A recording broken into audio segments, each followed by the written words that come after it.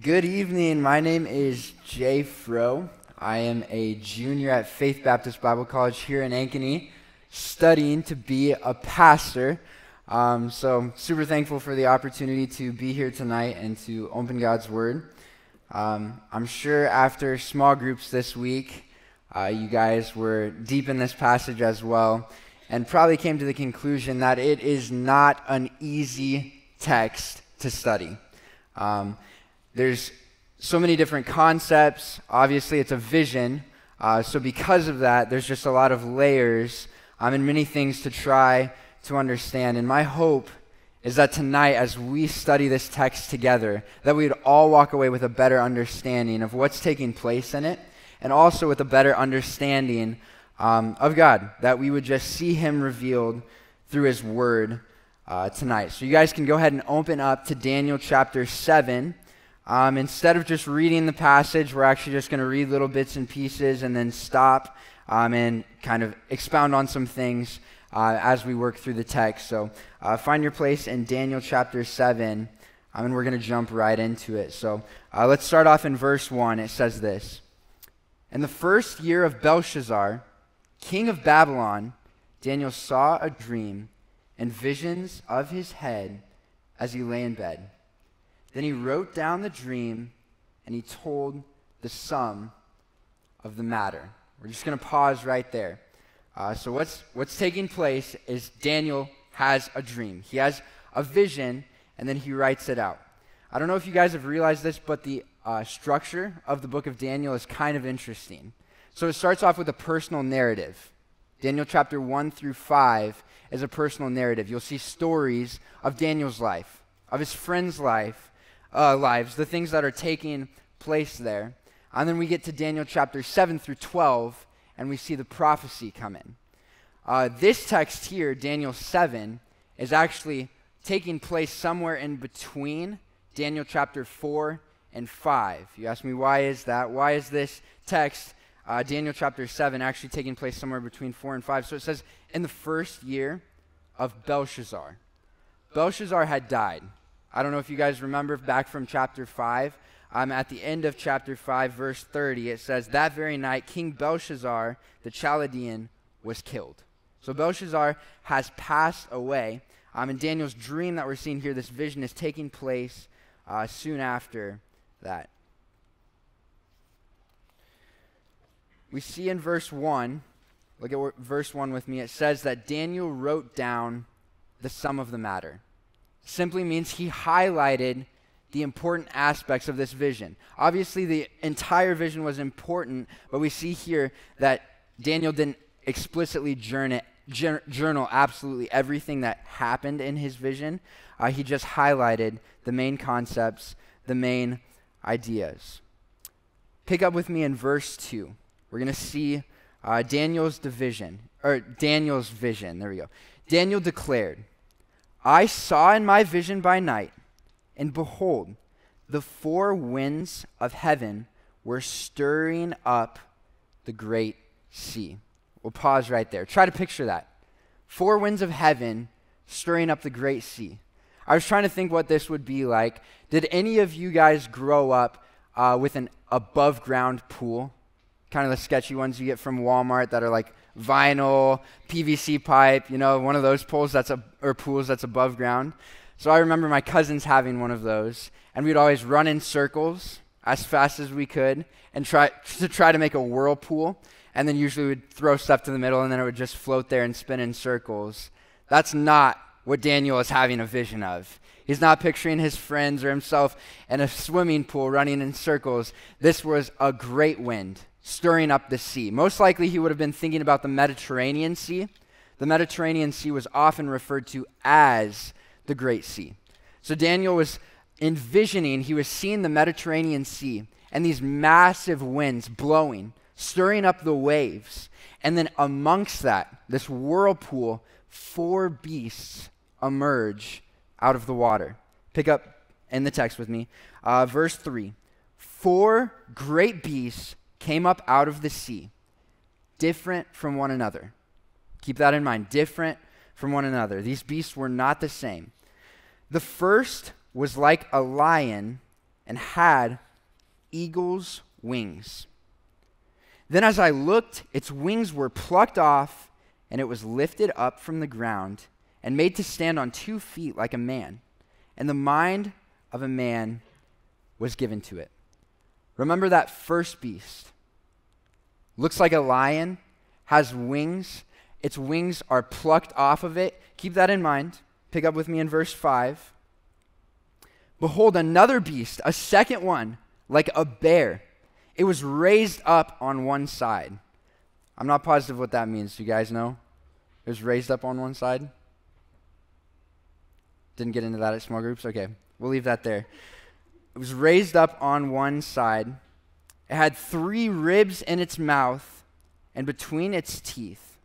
And it was told, arise, devour much flesh. After this I looked, and behold, another, like a leopard, with 4 wings of a bird on its back. And the beast had 4 heads, and the dominion was given to it. The thing that I want you to note and remember about those 4 beasts, we'll learn more about this later in the text, but they are 4 kingdoms. 4 kingdoms. Most often, they're viewed as the first one is the Babylonian Empire.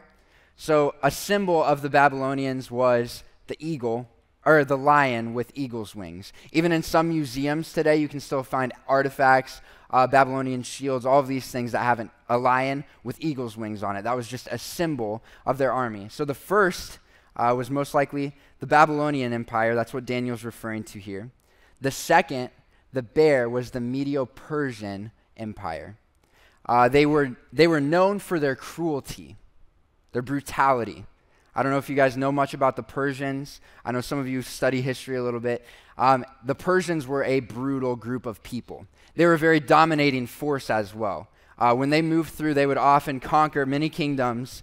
They were known and remembered because of just their bloodthirstiness.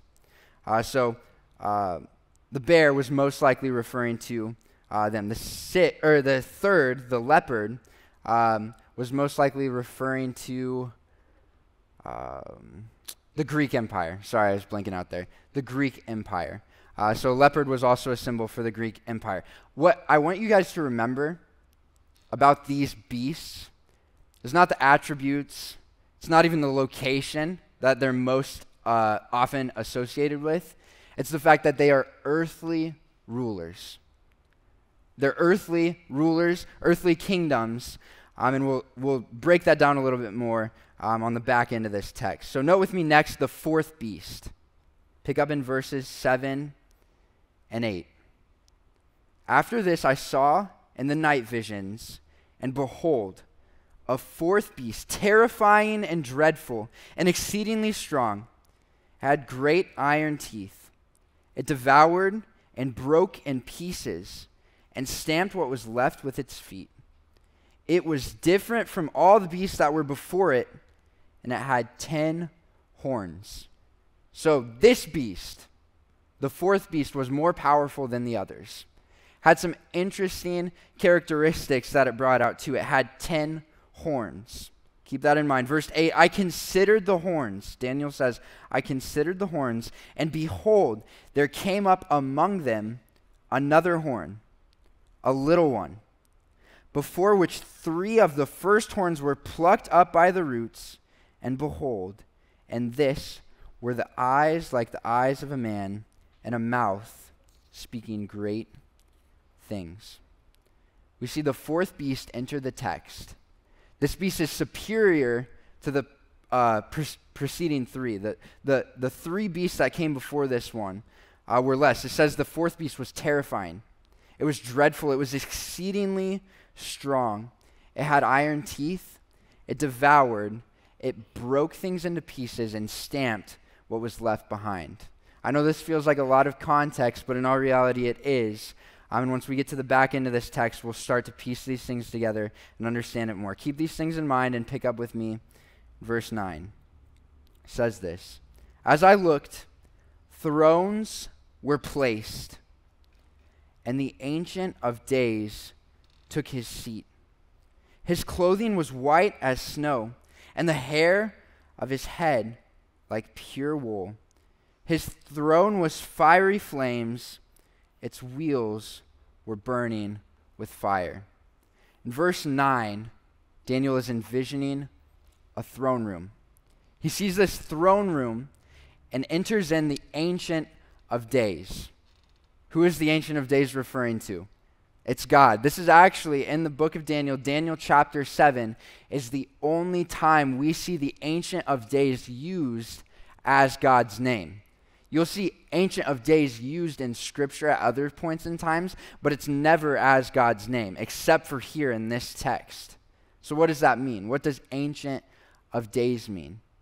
I was digging into that earlier, and it's simply meaning that God is the one who came before, the one who will remain after, and we'll see that on the back end of this text, the steadfastness, the fact that God's kingdom reigns forever.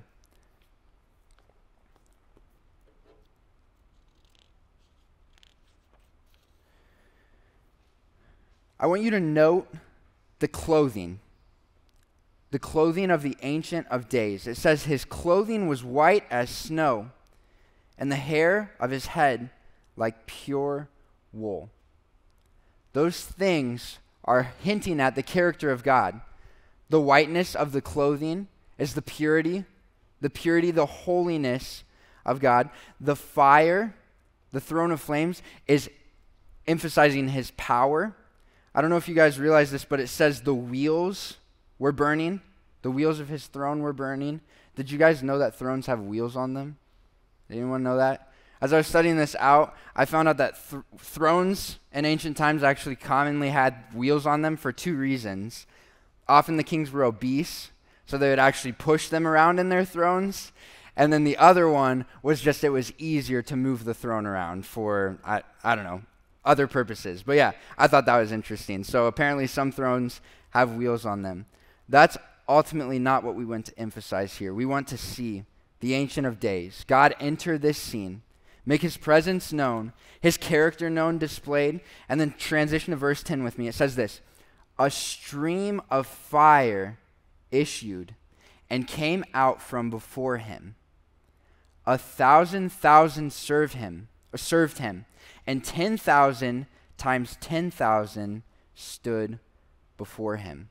Surrounding the throne were thousands of individuals, thousands of angels, thousands of saints worshiping, serving the Lord. In Daniel's vision, we see those individuals serving and standing before the king. At this point, verse 11, pick up in verse 11, Daniel gazes his eyes back to where the fourth beast was.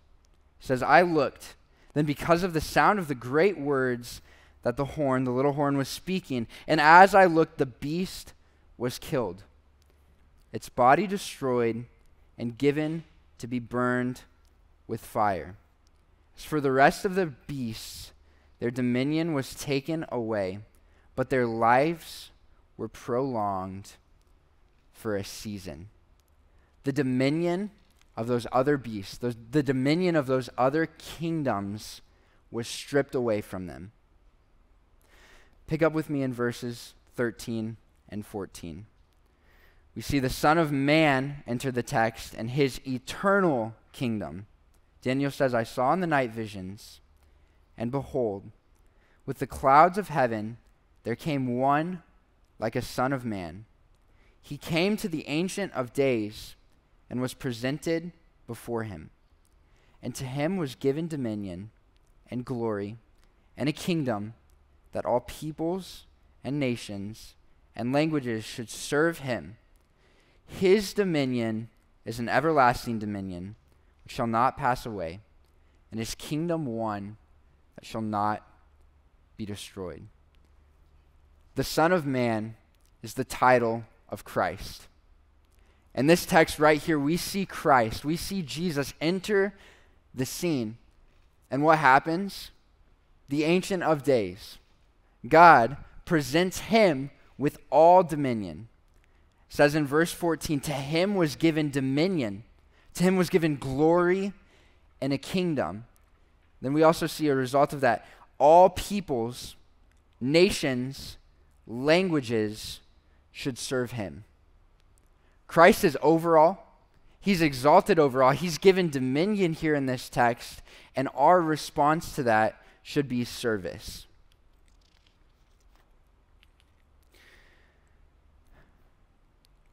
When we get into verse 15, Daniel's vision is interpreted. So get into verse 15 with me. Daniel says this, "As for me, Daniel, my spirit within me was anxious, and the visions of my head alarmed me." I'm sure you guys have had a nightmare. This was probably seemed to be beyond a nightmare for Daniel. This was a vision like he had never seen before, and he was alarmed by it. He was anxious, and he wanted to know what this vision meant. So what does he do? He approaches one of those who stood there. I don't know exactly who that individual is referring to, but Daniel knew that this bystander would be able to help him interpret his dream. So he goes to this bystander, and he asked him the truth concerning all of this, is what it says in 16. Daniel asked him the truth concerning all of this. So he, the bystander, told Daniel, and made known to me the interpretation of these things. Verse 17. Think back to the beasts that we just heard descriptions of. Verse 17 and 18, the four beasts represent four kingdoms. Says this, "These four great beasts are four kings who shall arise out of the earth. But the saints of the Most High shall receive the kingdom and possess the kingdom forever and ever." The beast, this is just reemphasized here, they are earthly rulers, and the dominion is only limited for them. Dominion that last will be given to Christ. Verses 19 through 22, "Then I desired to know the truth about the fourth beast." Daniel says he desires to know the truth about the fourth beast. The fourth beast is a reference to the Antichrist. This is prophecy of the end times. And Daniel is saying here he wants to know. This fourth beast, it was great.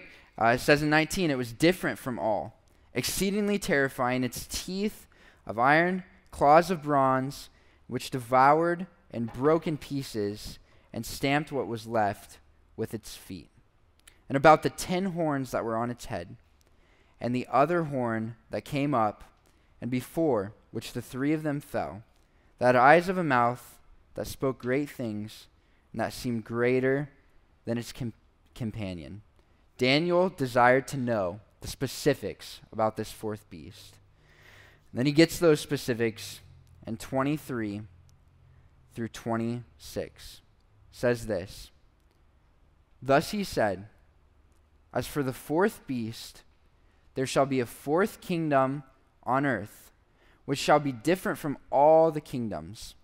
It shall devour the whole earth and trample it down and break it to pieces. As for the 10 horns, out of this kingdom 10 kings shall rise, and another shall rise after them. He shall be different from the former ones. He shall put down 3 kings. He shall speak words against the Most High." That's where we see the confirmation that it's the Antichrist. It says that he is hostile towards God. He's speaking words against the Most High. "And he shall wear out the saints of the Most High. Shall think to change the times and the law, and they shall be given into his hand for a time, times and a half." So what does it say there? This individual, the Antichrist, will be given dominion for a short period of time. This individual is against God, is against his saints, and will be ruling and reigning for a short period of time. And then 26, we see a but. It says, "But the court shall sit in judgment, and his dominion shall be taken away, to be consumed and destroyed to the end." the Antichrist, rules for a short period of time, but the court shall sit in judgment. His dominion shall be taken away, to be consumed and destroyed to the end. Verse 27, key in here. Verse 27, it says this. And the kingdom and the dominion and the greatness of the kingdoms under the whole heaven shall be given to the people of the saints of the Most High. His kingdom shall be an everlasting kingdom, and all dominions shall serve and obey him. Look at verse 28 quickly. Here is the end of the matter. As for me, Daniel, my thoughts greatly alarmed me, and my color changed, but I kept the matter in my heart. So what can we learn from this text? This is a bulky text. There's so much going on here, and this is what I want you to remember. First, that the Son of Man will be given dominion. He will be given dominion for a short, or not a short period of time. The Son of Man will be given dominion and glory and a kingdom. We see that in verse 14. Earthly rulers will come and go. Kingdoms will rise and fall, but in the end, Christ will remain. All peoples, nations, and languages should serve him. That is what is being presented in the text here. It says that Christ is over all, that he will be exalted to that point, that he will be ruling physically, and that we are to serve him. I want you to keep in mind that his dominion is everlasting. I don't know if you guys feel this way, but when we look at the world around us, everything is temporal. Everything falls apart. You've probably heard the phrase, all good things come to an end. All bad things come to an end too. Our life here is temporal, and we are headed towards this point when Christ will be reigning forever. I want you guys to look at verse 27 with me. I'm going to invite the worship team up as we just reflect on this point. Verse 27 says, And the kingdom and the dominion and the greatness of the kingdoms under the whole heaven shall be given to the people of the saints of the Most High. The dominion is Christ, but it also says here in this text that we as saints, as believers, as followers, as those who have been born again, as those who have been called by God, will get to reign with Christ forever. He has the dominion, but we will get to dwell with him forever. We will get to be with him forever. And it says this at the end of the verse. His kingdom shall be everlasting, and all dominions, all other rulers, all other powers shall serve and obey him. I really just have one question for you tonight. Are you serving and are you obeying him now? That's what we're called to do. Right now, we have the opportunity to give our lives, to serve and obey the one who will rule, the one who is ruling, the one who will reign forevermore. And I would ask you that. Are you serving? Are you obeying now? I just invite you all to close your eyes, take some time to pray, to reflect, and then the worship team will end us off.